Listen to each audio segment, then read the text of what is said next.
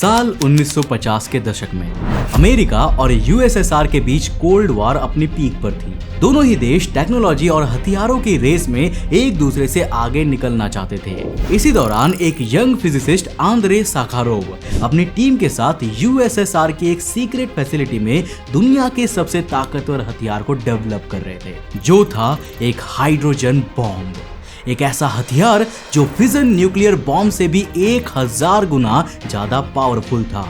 साखारोव इसे बनाने में कामयाब भी हो गए, जिसके बाद उन्हें father of the Soviet hydrogen bomb कहा गया। और इस तरह साखारोव ने अपनी लाइफ के करीब 20 साल सोवियत संघ में न्यूक्लियर हथियारों की डेवलपमेंट एंड टेस्टिंग में बिताए। लेकिन यहीं पर मैटर और एंटी मैटर पर रिसर्च करने के दौरान साल 1966 में साखारोव को यूनिवर्स में एक अजीब अनएक्सप्लेन्ड अनबैलेंस देखने को मिला, और जो अगर ना होता तो शायद आप और मैं और ये पूरा का पूरा ब्रह्मांड आज मौजूद ही नहीं होता। और इस अनबैलेंस को ही matter anti matter asymmetry problem कहा गया। अब साखारोव का सवाल बस यही था कि जब बिग बैंग थियरी के मुताबिक यूनिवर्स की फॉर्मेशन के दौरान इक्वल अमाउंट में मैटर और एंटी मैटर क्रिएट हुए थे, तो हमें अपने आसपास केवल मैटर ही क्यों दिखाई देता है? हमारी पृथ्वी, ये स्टार्स, गैलेक्सीज, यहाँ तक कि पूरा का पूरा ऑब्जर्वेबल यूनिवर्स केवल मैटर का ही क्यों बना हुआ है? आखिर ब्रह्मांड के जन्म के दौरान बना सारा एंटी मैटर कहाँ गया? अब साखारोव के इन सवालों का जवाब दुनिया के किसी भी वैज्ञानिक के पास उस समय नहीं था, और जिसके बाद उन्होंने इन सवालों के जवाब खुद ही ढूंढने शुरू कर दिए और एक थियरी को डेवलप किया, जिसे कहा जाता है द साखारोव थियरी, और जो हमें ये समझने में मदद करती है कि आखिर क्यों हमारे इस ब्रह्मांड में मैटर और एंटी मैटर के बीच इतना बड़ा अनबैलेंस छिपा हुआ है, और क्या हमारे यूनिवर्स के बाहर एक एंटी मैटर यूनिवर्स हो सकता है? सो हेलो गाइस, मैं हूं कौशिक, और चलिए जानते हैं आज के इस नए एपिसोड में। Life and death, yin and yang. 19वीं सदी से पहले तक हमारे लिए बस यही सच्चाई थी। हमें यूनिवर्स में सब कुछ काफी बैलेंस दिखाई देता था, मानो यूनिवर्स में होने वाली हर एक इक्वेशन काफी परफेक्ट हो, चाहे वो यूनिवर्स में होने वाली कोई केमिकल रिएक्शन हो या फिर यूनिवर्स की फंडामेंटल लॉज हो। पर देखो, जब से इंसानों ने क्वांटम फिजिक्स की दुनिया में कदम रखा है, हमारे लिए धीरे धीरे सभी चीजें बदलने लगी। इसी दौरान साल 1928 में ब्रिटिश फिजिसिस्ट पॉल डिराक अपनी एक नई क्वांटम थ्योरी पर काम कर रहे थे, ताकि वो quantum mechanics and special relativity को कंबाइन करके एक ऐसी सिंगल थियरी बना सके जो यूनिवर्स में छोटे पार्टिकल से लेकर बड़े ऑब्जेक्ट्स को भी एक्सप्लेन कर सके। और इस तरह से फॉर्म हुई डिराक इक्वेशन। लेकिन ये इक्वेशन काफी कंट्रोवर्शियल थी, क्योंकि इस इक्वेशन के सॉल्यूशंस कई ऐसे मिस्टीरियस पार्टिकल्स की प्रेडिक्शन कर रहे थे जिनके चार्ज हमारे नॉर्मल मैटर पार्टिकल से बिल्कुल ऑपोजिट थे। अब डिराक ने शुरुआत में इसे अपनी इक्वेशन में हुई एक मिस्टेक समझा, क्योंकि उस समय किसी ने इमेजिन भी नहीं किया था कि यूनिवर्स में ऐसे पार्टिकल भी मौजूद हैं जिनके चार्जेस मैटर पार्टिकल से बिल्कुल ऑपोजिट हो। और ये इक्वेशन ब्रह्मांड में मौजूद नए तरह के पार्टिकल्स का मैथमेटिकल प्रूफ है। लेकिन जब साल 1932 में अमेरिकन फिजिसिस्ट कार्ल एंडरसन ने क्लाउड चेंबर में एक पॉजिटिव चार्ज वाले इलेक्ट्रॉन की डिस्कवरी की, तो ये साफ हो गया कि इस यूनिवर्स में मैटर के अलावा भी ऐसे पार्टिकल्स मौजूद हैं जिन पर मैटर से बिल्कुल ऑपोजिट चार्ज है, जिसके बाद इन्हें एंटी मैटर का नाम दिया गया। और पॉल डिराक को उनके एंटी मैटर के मैथमेटिकल प्रूफ डिस्कवर्ड करने वाली इक्वेशन के लिए साल 1933 में नोबेल प्राइज दिया गया। पर आखिर पॉल डिराक ने ये किया कैसे? तो जब पॉल डिराक अपनी इक्वेशन की मदद से इलेक्ट्रॉन्स की एनर्जी स्टेट को कैलकुलेट कर रहे थे, तब उनकी इक्वेशन ने प्रिडिक्ट किया कि इलेक्ट्रॉन नेगेटिव एनर्जी स्टेट में भी एग्जिस्ट कर सकते हैं, जिसका मतलब इलेक्ट्रॉन इलेक्ट्रोमैग्नेटिक फील्ड में किसी न्यूक्लियस के चारों ओर ऑर्बिट करते हुए लगातार infinite numbers of photons release and absorb कर सकते हैं। पर जैसा कि हम जानते हैं कि ऐसा कुछ भी नहीं है, क्योंकि अगर ऐसा होता तो सभी इलेक्ट्रॉन न्यूक्लियस में कोलैप्स हो जाते, यानी इस तरह किसी एटम का एग्जिस्ट करना पॉसिबल ही नहीं था। और इस प्रॉब्लम को सॉल्व करने के लिए डिराक ने एक थियोरेटिकल एक्सप्लेनेशन दिया, जिसे डिराक सी के नाम से जाना जाता है। अब इसके मुताबिक ये पूरा यूनिवर्स एक infinite number of negative energy electron का ओशियन है, और जहां पर इलेक्ट्रॉन इनफाइनाइट नेगेटिव एनर्जी से लेकर जीरो तक सभी एनर्जी स्टेट में फैले हुए हैं, जिससे यूनिवर्स में हर तरफ फैला एक ऐसा क्वांटम इलेक्ट्रोमैग्नेटिक फील्ड बनता है जहां जीरो से ऊपर की सभी पॉजिटिव एनर्जी इस फील्ड में स्पाइक्स क्रिएट कर सकती है,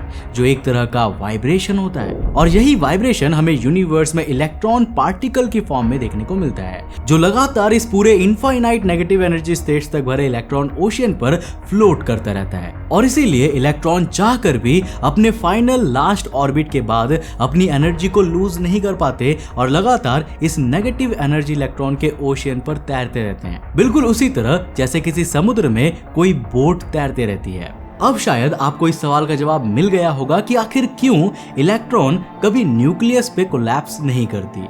लेकिन यहीं पर डिराक-सी थियरी और भी ज्यादा इंटरेस्टिंग हो जाती है, क्योंकि डिराक-सी थियरी के मुताबिक इस पूरे इनफाइनाइट नेगेटिव एनर्जी से भरे इलेक्ट्रॉन ओशन में कई जगह पर कई होल्स यानी कि गड्ढे भी बने हुए हैं, और ये भी डिराक-सी के इस क्वांटम फील्ड में एक पार्टिकल की ही तरह वाइब्रेशन जनरेट करते हैं, जो फंडामेंटली बिल्कुल नॉर्मल मैटर की तरह ही क्वांटम फील्ड में वाइब्रेशन जनरेट करता है, पर उनका चार्ज नॉर्मल मैटर से बिल्कुल उल्टा होता है। अब देखो, ऐसे में जब भी कोई नॉर्मल मैटर इलेक्ट्रॉन इस क्वांटम फील्ड में बने होल्स के करीब जाता है, तब वो तेजी से इनमें गिरकर क्वांटम फील्ड के इन होल्स को भर देता है, जिसके बाद क्वांटम फील्ड से ये इलेक्ट्रॉन और ये होल दोनों ही डिसअपीयर हो जाते हैं, और जिस दौरान 100% प्योर एनर्जी निकलती है। और क्योंकि ये होल्स ही एंटी मैटर हैं, यानी यहाँ पर डिराक-सी मॉडल में मैटर एंड एंटी मैटर के एक साथ मिलकर डिस्ट्रॉय होने और एनर्जी को क्रिएट करने को एक्सप्लेन किया गया है, और जिसे हम एनहाइलेशन भी कहते हैं। जो रिएक्शन यूनिवर्स की किसी भी रिएक्शन से सबसे ज्यादा एनर्जी को क्रिएट करती है, जिस सेम अमाउंट से न्यूक्लियर फ्यूजन की तुलना में 100 गुना ज्यादा और फॉसिल फ्यूल की तुलना में 1 अरब गुना ज्यादा एनर्जी क्रिएट की जा सकती है। So now we know what is antimatter. इसीलिए चलिए अपने सवाल पर वापस आते हैं कि आखिर क्यों यूनिवर्स ने एंटी मैटर से ज्यादा संख्या में मैटर को बनाया था। तो देखो, जब हम फिजिक्स के फंडामेंटल लॉज को देखते हैं तो हमें मैटर और एंटी मैटर में काफी सिमेट्री देखने को मिलती है। एग्जांपल के लिए, अगर हम यूनिवर्स से सभी मैटर पार्टिकल्स को निकालकर उन्हें एक एग्जैक्ट एंटी मैटर पार्टिकल से रिप्लेस कर दे, तो भी इस यूनिवर्स के फंक्शंस, फिजिकल लॉज और यहाँ तक कि क्वांटम लॉज पर भी कोई इफेक्ट देखने को नहीं मिलेगा। अब एंटी मैटर और मैटर के बीच इसी तरह की कई सिमिलैरिटीज है, जिन पर रिसर्च करने के बाद वैज्ञानिक इस नतीजे पर पहुंचे कि बिग बैंग के दौरान भी ये दोनों इक्वल अमाउंट में ही क्रिएट हुए थे। और देखो, इस तरह तो इन दोनों को आपस में मिलकर डिस्ट्रॉय हो जाना चाहिए था, जिसके कारण इस यूनिवर्स में कुछ भी बचना ही नहीं चाहिए था। वेल देखो, बात तो सही है, पर ऐसा है नहीं, क्योंकि हम और आप एग्जिस्ट करते हैं। वेल इसी को एक्सप्लेन करने के लिए साल 1967 में साखारोव थियरी इंट्रोड्यूस की गई, जिसे बैरियन सिंथेसिस के नाम से भी जाना जाता है। और देखो, जो सजेस्ट करती है कि यूनिवर्स के फॉर्मेशन के दौरान यूनिवर्स में मैटर और एंटी मैटर इक्वल अमाउंट में मौजूद होने के बजाय matter 1 in a billion particle ज्यादा था, और इस छोटे से डिफरेंस के कारण जब एंटी मैटर और मैटर एनहाइलेशन में डिस्ट्रॉय हुए, तो यूनिवर्स में फिर भी मैटर का कुछ एक्स्ट्रा हिस्सा बच गया। अब वैसे देखा जाए तो ये डिफरेंस काफी इंपॉर्टेंट था, क्योंकि अगर ये एसिमेट्री ना होती तो हम भी यहाँ पर ना होते। पर मेन सवाल ये है कि अर्ली यूनिवर्स में मैटर और एंटी मैटर के बीच ये डिफरेंस पैदा कैसे हुआ। तो देखो, इसके भी कई थियोरेटिकल एक्सप्लेनेशन है, जिसमें से सबसे पहला एक्सप्लेनेशन यही है कि जब यूनिवर्स फॉर्म हुआ था तो उसमें मैटर और एंटी मैटर तो इक्वल अमाउंट में ही क्रिएट हुआ था, लेकिन क्योंकि उस दौरान इन्फ्लेशन प्रोसेस के कारण यूनिवर्स काफी तेजी से एक्सपैंड कर रहा था, इसीलिए एंटी मैटर का एक बड़ा हिस्सा उस दौरान मैटर से काफी दूर चला गया, और इसीलिए मैटर और एंटी मैटर पूरी तरह एक दूसरे से कंबाइन होकर डिस्ट्रॉय नहीं हो पाए, और इसीलिए आज यूनिवर्स में मैटर बचा हुआ है। यानी इस थियरी के मुताबिक यूनिवर्स के किसी हिस्से में उतना ही एंटी मैटर भी जरूर बचा होगा जितना हम अपने आसपास मैटर को देख पा रहे हैं। और देखो, शायद हो सकता है कि ऑब्जर्वेबल यूनिवर्स के बाहर एक बहुत बड़ा एंटी मैटर यूनिवर्स हो, जहां की गैलेक्सी, स्टार, प्लैनेट्स सब कुछ एंटी मैटर से बने हो। अब ऐसे में अगर उनमें से किसी भी प्लैनेट पर लाइफ मौजूद होगी तो वो भी एंटी मैटर का ही बना होगा, या फिर हो सकता है कि हमारे आसपास ही मैटर के साथ एंटी मैटर भी लार्ज अमाउंट में मौजूद है, लेकिन क्योंकि एंटी मैटर पर भी सेम फिजिक्स के लॉज अप्लाई होते हैं, इसीलिए उनसे बने स्टार्स गैलेक्सीज में हमें ज्यादा डिफरेंस देखने को नहीं मिलता। और इसका एक कारण ये भी है कि हमें टाइम टू टाइम ऐसे कई प्रूफ्स मिले हैं। अब ऐसा ही कुछ साल 1970 में भी हुआ, जब मिल्की वे गैलेक्सी के सेंटर के करीब ही नासा को एक बहुत बड़ा 10,000 लाइट ईयर्स में फैला एंटी मैटर क्लाउड देखने को मिला। अब देखो, इसके बाद दूसरे एक्सप्लेनेशन में कहा जाता है कि अर्ली यूनिवर्स में मैटर और एंटी मैटर के बीच ये डिफरेंस मिस्टीरियस न्यूट्रिनो पार्टिकल के कारण जनरेट हुआ था, जो केवल यूनिवर्स के फॉर्मेशन के दौरान ही एग्जिस्ट करते थे। तो चलो पहले समझते हैं कि आखिर ये न्यूट्रिनोज इतने खास क्यों थे।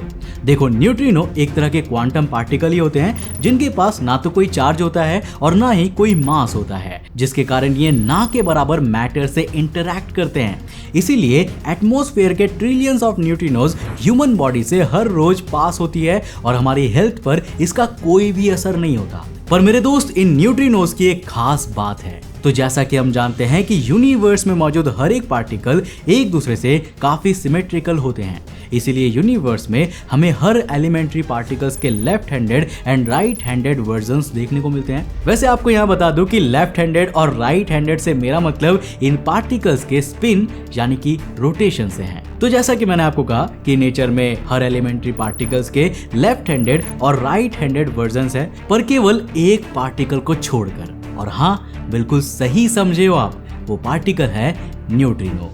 क्योंकि कई एक्सपेरिमेंट्स में ये बात साबित हो चुकी है कि न्यूट्रिनोज हमेशा लेफ्ट हैंडेड ही होते हैं, क्योंकि हमारे ऑब्जर्वेशन के मुताबिक राइट हैंडेड न्यूट्रिनोज यूनिवर्स में एग्जिस्ट ही नहीं करते, जो काफी अजीब बात है। और जिसको एक्सप्लेन करते हुए ये बताया जाता है कि राइट हैंडेड न्यूट्रिनोज केवल यूनिवर्स के फॉर्मेशन के दौरान मौजूद थे, जो तभी डीके होकर खत्म हो गए। और उनके डीके होने के कारण अर्ली यूनिवर्स में कुछ एक्स्ट्रा मैटर क्रिएट हुआ, जिसने मैटर और एंटी मैटर में एक अनबैलेंस या कहें डिसबैलेंस को क्रिएट कर दिया। वेल देखो, ये एक्सप्लेनेशन हमें मैटर और एंटी मैटर एसिमेट्री की जवाब देने की कोशिश तो करता है, और न्यूट्रिनो वाला तो काफी प्रोमिसिंग भी लगता है, पर फिर भी हमारे पास अभी कोई ऐसा प्रूफ नहीं है जो हमें ये साबित कर सके कि ये थियरी भी सही है। यानी हमारे पास थियरी तो है, पर कोई प्रूफ नहीं है, जिसके कारण क्या सच है ये कह पाना काफी मुश्किल है। पर मैं इसके बारे में आपके थॉट्स जरूर जानना चाहूंगा कि आपको क्या लगता है, आखिर matter anti matter asymmetry problem बनी कैसे। और ध्यान रखिएगा, अगर ये एसिमेट्री ना होता तो आप और मैं यहाँ मौजूद नहीं हो पाते। क्यों? क्योंकि एंटी मैटर और मैटर को मिलाओगे ना तो कुछ ऐसा होगा। तो बस आज के लिए इतना ही। मुझे उम्मीद है कि आज के इस वीडियो से आपने काफी कुछ नया सीखा होगा। अगर सीखा तो यार कंजूसी मत करो, लाइक का बटन दबाओ। मैं मिलता हूँ आपको नेक्स्ट एपिसोड के साथ, तब तक के लिए बाय, जय हिंद।